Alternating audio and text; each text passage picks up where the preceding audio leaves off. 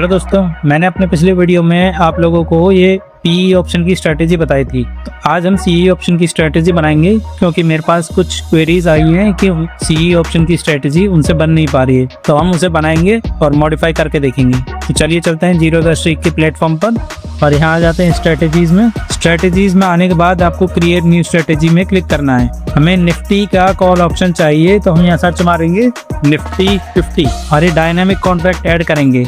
इसकी value CE current long, इसको नहीं छेड़ना है, इसको यही रखना है। इस वैल्यू को 2 कर देना। हील्स हम 2 ऑप्शन दूर ले रहे हैं, ये यहाँ दिखा देगा। वीकली कर देंगे इसको कर देंगे डे ओपन। स्ट्राइक ऑप्शन हमने एटीएम से 2 पॉइंट दूर का ले लिया। अप्लाई करेंगे चेंजेस को, डन कर देंगे। डन करने के बाद ये कैंडल स्टिक्स रहने देंगे। टाइम फ्रेम 5 मिनट कर देंगे। यहाँ शो ऑप्शन पे क्लिक करना। हम 1 लॉट से मिनिमम हमें 1 लॉट तो चाहिए, मैक्सिमम 2 लॉट चाहिए, इससे ज़्यादा नहीं चाहिए, क्योंकि मेन हमें अपनी कैपिटल बचानी है। मैक्स अलोकेशन हम 1 लाख कर देते हैं। पोजीशन साइजिंग कैपिटल बेस कर देंगे। अब ये काम हो गया हमारा। अब यहाँ स्ट्रेटेजी डिफाइन करते हैं। तो हमें पहले सिंबल को चेक कराना है, यानी सिंबल निफ्टी 50 को चेक कराना है हमें। अब हम क्या करेंगे कि इसका जो क्लोजिंग है 5 मिनट का क्लोजिंग प्राइस जब भी हायर हो, याद रखना ये हायर देन है, क्रॉस अबव नहीं है, हायर देन ओपनिंग रेंज हो। ओपनिंग रेंज कौन सी? 15 मिनट की।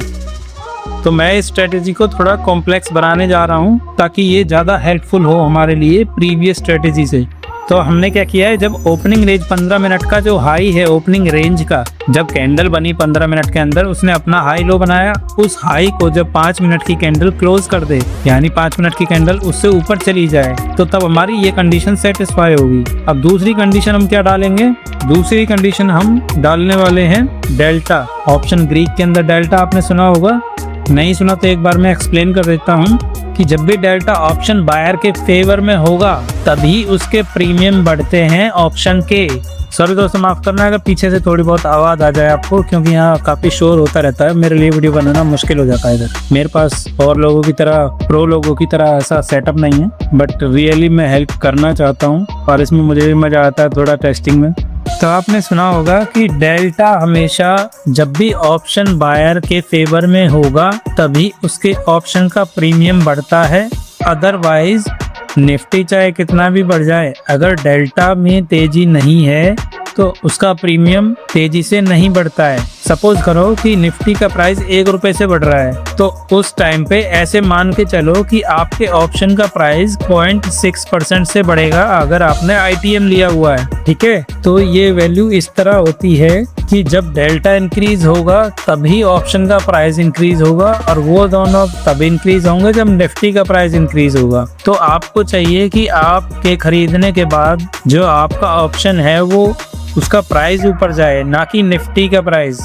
मेन मैटर करता है निफ्टी की जगह आपके ऑप्शन का प्राइस वो ऊपर जाना चाहिए। तो हम इस वैल्यू को क्या कर देंगे, ये 10 तक होता है, 10% तक, हम इसको 6% कर रहे हैं। 6% से पकड़ ले। जब डेल्टा की वैल्यू में जो उनके कॉन्ट्रैक्ट्स हैं उसमें 6% का चेंज आ जाए, तब वो क्या करे, वो कब आ जाए, हायर देन नंबर 0.5।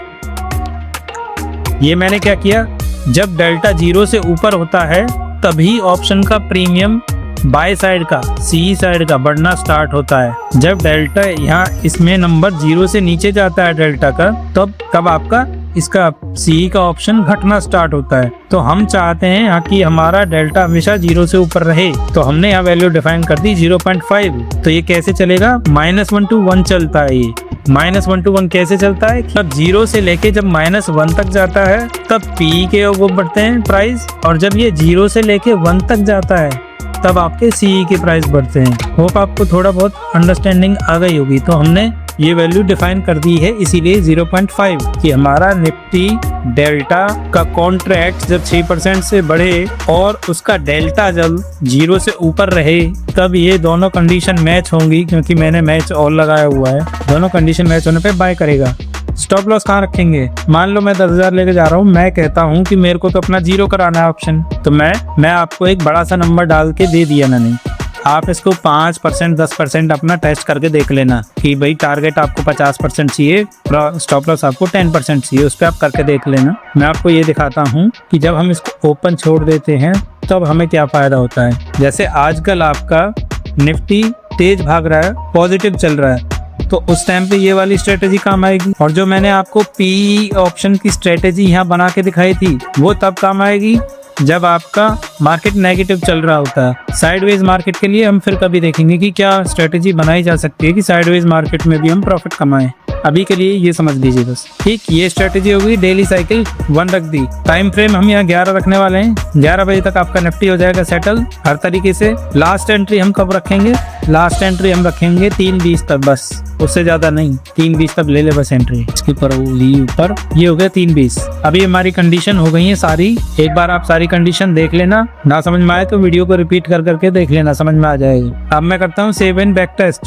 अब मैं करता हूँ इसका नाम Karan Nifty call option strategy, Nifty buy call option strategy, ऐसे नाम रख दिया हमने। सेव कर देते हैं। अब ये रन हो रही है स्ट्रेटेजी। तो अब जो भी रिजल्ट होगा मैं मंथ बाय मंथ आपको दिखाऊंगा, चाहे प्रॉफिट आएगा चाहे लॉस आएगा, वो आप देखना इसमें। और आप अपनी तरफ से क्या इनपुट डाल के उस चीज को और मॉडिफाई कर सकते हैं वो भी आप देखना। मैंने आपको डेल्टा का कोरिलेशन बता दिया ऑप्शन के साथ। तो देखिए इसने रिटर्न निकाला है 212% का। 3 winning trade, 2 losing trade, total 5 trade हुई। 3 ट्रेड जो हुई उन्होंने बहुत अच्छा प्रॉफिट निकाला। ट्रेडिंग चार्जेस के साथ भी देख लो, 54,200 आपको मिले, 54,524 रुपए। ये 200% का रिटर्न है। तो आप इससे अंदाजा लगा सकते हैं कि कितना अमाउंट यूज हुआ होगा इसके लिए, यानी 25,000 के आसपास का अमाउंट आपका यूज हो रहा है इसमें। तो अब हम इसे मंथ बाय मंथ चेक करते हैं। ये 17 मई है, ये 17 फरवरी है, ये 2 महीने का डेटा उठा रहा है। हम इसे मंथ बाय मंथ देखते हैं। ये हो गया 17 अप्रैल, ये 1 महीने का डेटा हुआ है 17 अप्रैल से 17 मई। और आपको पता है इस टाइम फ्रेम में मार्केट बहुत भागा था। तो अब इसका रिजल्ट आने देते हैं, देखते हैं कि क्या रिजल्ट आता है इसका। तो इसका रिजल्ट यही आया, 55,365 रुपए जो आ रहे हैं। 212% जो रिटर्न आया है ये इस 1 महीने में आया है। अब इसको इधर लेके जाते हैं 17 मार्च में और इधर कर देते हैं 17 अप्रैल। इसमें देखते हैं इसमें कितना प्रॉफिट आया। तो इसमें आपका प्रॉफिट आया 697%। मीन्स आपका अमाउंट बड़ा कम यूज हुआ है इसमें। ये 6 गुना बता रहा है, मतलब आप 39,742 रुपये को जब 6 से डिवाइड करोगे तो मुझे नहीं लगता आपका 5-10 हज़ार से ज़्यादा का अमाउंट यूज हुआ होगा। 6 विनिंग ट्रेड, 4 लूजिंग ट्रेड और फिर भी प्रॉफिटेबल। और यहाँ क्लिक करके आप देख लेना, ऐसे यहाँ क्लिक करके कि कौन सी ट्रेड प्रॉफिटेबल थी, कौन सी लॉस थी। मैक्स लॉस कितना गया वो भी यहाँ दिखता है। मैक्स लॉस आपका 5600 रुपये गया था यहाँ पे। टोटल आपने गेन किया 37,462 रुपये इस महीने में। और ये सारा दिखा रखा है ड्रॉ डाउन, पूरा मैक्स ड्रॉ डाउन पूरा दिखा रखा है। और नीचे स्क्रॉल करके देख लेना किस डेट को उसने ट्रेड ली थी और किस डेट को उसने स्क्वायर ऑफ करी थी। टोटल ये 2 लॉट 18 है, 150 क्वांटिटी का, मतलब 1 लॉट 75 का है। ठीक है, हमें 2 महीने का डेटा मिला। हमें पता चला कि 2 महीने में हमने बड़ा मिनिमम अमाउंट यूज करके ऑलमोस्ट 95,000 रुपीज़ कमा लिए। और हमारा अमाउंट मुझे नहीं लगता 25-30 हज़ार से ज़्यादा यूज हुआ होगा ऑन एन एवरेज। भाई इस मंथ में तो हमारा 5-10 हज़ार यूज हुआ है, तभी तो 697% आ रहा है रिटर्न। अब देखते हैं इसका इस लास्ट मंथ में। बाय डिफॉल्ट मुझे लगता है सिर्फ 3 महीने का डेटा ही देखने देता है, क्योंकि मैंने ऑप्शन ग्रीक लगाया है ना इसमें। ऑप्शन ग्रीक में क्या होता है कि वो क्योंकि मैंने 5 मिनट की कैंडल लगा रखी है और ऑप्शन ग्रीक एंट्री में सेटअप कर रखा है इस ऑप्शन ग्रीक की वजह से और ये 5 मिनट की कैंडल की वजह से। तो ये 3 महीने से ज्यादा का डेटा आपको देखने नहीं देगा। ये 17 फरवरी हो गया, तो इसको अब 17 मार्च कर दो। देखते हैं अब इसमें क्या हुआ। तो इसमें हमें हुआ 22,665 रुपए का loss. 2 winning trade, 7 losing trade, क्योंकि इस टाइम पे मार्केट डाउन था। आपको याद होगा फरवरी में बहुत मार्केट गिरा था, तो उस टाइम पे ये स्ट्रेटेजी काम ही नहीं करती। ये स्ट्रेटेजी की जगह वो जो मैंने पीई ऑप्शन की ये स्ट्रेटेजी बनाई थी वो काम करती इस टाइम फ्रेम में। तो उस टाइम पे ये वो स्ट्रेटेजी डिप्लॉय होनी चाहिए थी। तो आपको मार्केट को पहले देखना है। मार्केट की कंडीशन आपको 1 वीक में देख के पता चल जाती है कि अब मार्केट बुलिश हो गया है या अब बियरिश हो गया। स्टिल फिर भी अगर ये 22,000 का लॉस है तो 95,000 में से आप 22,000 तब भी माइनस कर लोगे, तब भी आप कम से कम 70,000 प्लस थे। मीन्स स्ट्रेटेजी तो प्रॉफिटेबल है, बट ये मार्केट के अकॉर्डिंग काम करती है। आप हमेशा सीई ऑप्शन बाय करके नहीं चल सकते। मार्केट की कंडीशंस को देख के बाय सेलिंग लगानी पड़ती है, डिप्लॉय करना पड़ता है स्ट्रेटजीज को। अभी ये स्ट्रीक इतना एडवांस नहीं हुआ है कि ये ऑटोमेटिक अपने आप से उठा ले बाय सेल की स्ट्रेटजी को देख के कि भैया निफ्टी आज नेगेटिव है तो मैं सेल वाले उठा लेता हूँ। इतना एडवांस ये नहीं है, इसको एडवांस होने में टाइम लगेगा। बट अभी आप ऐसे काम चला सकते हैं, मैनुअली आप कर सकते हैं काम। तो आज के लिए इतना ही। थैंक यू दोस्तों। अगर आपको ये वीडियो पसंद आया हो तो वीडियो को लाइक करना, चैनल को सब्सक्राइब करना। Good bye.